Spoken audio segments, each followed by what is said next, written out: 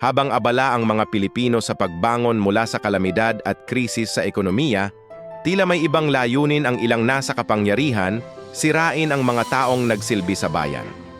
Ngayon, lumabas na naman ang balita ukol sa diumano'y warrant of arrest ng ICC laban kay Senator Ronald Bato de la Rosa. Pero ayon sa abogado ni dating Pangulong Rodrigo Roa Duterte, ito ay walang katotohanan, isang imbento mula sa imahinasyon ni Ombudsman Crispin Remulla. Kung titignan, malinaw na may halong politika ang ganitong mga issue, habang inaakusahan ang mga taong nagsakripisyo sa kampanya kontra droga. Ang mga tunay na kriminal, sindikato at drug lord ay malayang gumagala at lumalakas muli. At ngayon, ginagamit pa ang ICC, isang banyagang korte, para pakialaman ang mga desisyon ng bansang matagal nang humiwalay sa kanilang jurisdiksyon. Tama ang sinabi ni Attire Nicholas Kaufman, it goes against all common sense na maglabas ang ICC ng bagong warrant kung hindi pa malinaw kung may karapatan pa ba silang makialam sa Pilipinas. Ibig sabihin, habang may apela pa ang kaso, walang basehan ng anumang warrant na sinasabi ni Remulla.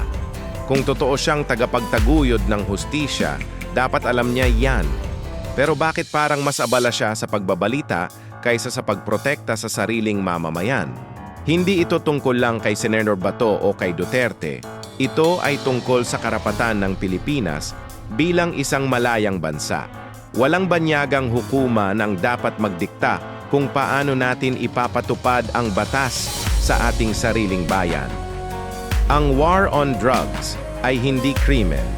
Ito ay pakikibaka para sa buhay ng bawat Pilipinong inosente.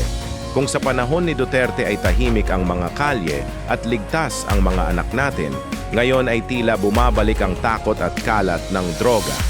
At habang binabansagan ng crimes against humanity ang mga lumaban sa sindikato, ang mga tunay na sumisira sa lipunan ay pinuprotektahan ng mga opisyal na takot mawalan ng pwesto. Kaya tama lang ang panawagan ni Senator Bato, maging maingat sa mga balitang pinapakain ng media na may halong politika. Dahil sa likod ng mga headline, may mga taong gustong sirain ang mga simbolo ng tapang at malasakit, mga taong tulad ni Duterte at De La Rosa na piniling lumaban para sa bayan kahit kalabanin ang mundo.